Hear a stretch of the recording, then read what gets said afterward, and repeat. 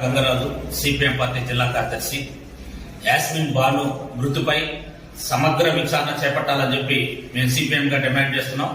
ఇప్పటికే ఈ మృతిపైన యాస్మిన్ మృతిపైన అనేక రకాల అనుమానాలు ఉన్నాయి.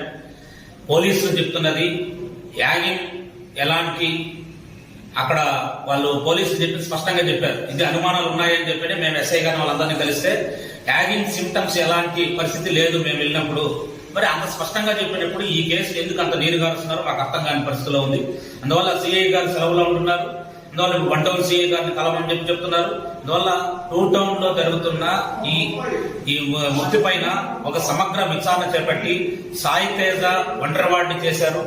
వాళ్ళ అక్కడ ఉన్న కారు డ్రైవరు అదే కారు నంబరు ఇప్పటి వరకు ఉంది వాళ్ళ దగ్గర. మరి కారు నంబర్ వాళ్ళ దగ్గర ఉన్నప్పుడు టెక్నాలజీ పెరిగింది, అన్ని రకాల వెహికల్స్ ఎక్కడెక్కడ ఉన్నాయో చెప్పి మొత్తం సిస్టమ్ లోనే తెలిసిపోతుంది. మరి ఇన్ని రోజులు ఆ కారు ఎందుకు వెతకలేకపోతున్నారో అర్థం కాని పరిస్థితిలో ఉన్న విచారణ చేపట్టడంలో చాలా వైఫల్యం చెందారని చెప్పి స్పష్టంగా అర్థమవుతోంది.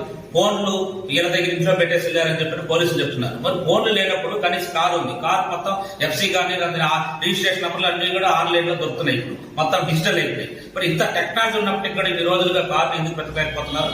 ఆ వ్యక్తుల్ని ఆ కారు డ్రైవర్ గా ఉన్న అతను మైనర్ గా చెప్తున్నాడు, ఇవన్నీ కూడా చాలా పుట్టు సాకులు చెప్తున్నారు. అందువల్ల ఈ పుట్టు సాకులు పక్కన పెట్టి మొత్తం ఆ మృతి పైన ఒక సమగ్ర విచారణ చేపట్టి మొత్తం సాహిత్యానికి న్యాయం చేయాలి. వాళ్ళు కులాంతర వివాహం చేసుకున్నారు, ఈ మతాంతర వివాహం చేసుకున్నారు. ఈ మతాంతర వివాహంలో ప్రభుత్వం ఒక పక్క ప్రోత్సాహకంగా అన్ని రకాలుగా సాయం చేస్తామని చెప్తున్నారు. మరి ఇలాంటి సంఘటనలు జరిగినప్పుడు మన గతంలో ఇక్కడే పలంనేరులో చూసిన పరివర్తన జరిగింది, ఇది కూడా సేమ్ పరివర్తన లాగానే స్పష్టంగా అర్థమవుతుంది. అందువల్ల ఈ పరివర్తన పైన వెంటనే ఒక విచారణ చేపట్టి ఎస్పీ గారు స్పందించి వీటి మీద చర్యలు తీసుకోవాలని చెప్పి సాహిత్యానికి న్యాయం చేయాలని, అతను చివరి వరకు చేసే పోరాటంలో సిపిఎం ప్రత్యక్షంగా అండగా ఉంటుందని చెప్పి తెలియజేస్తున్నాం.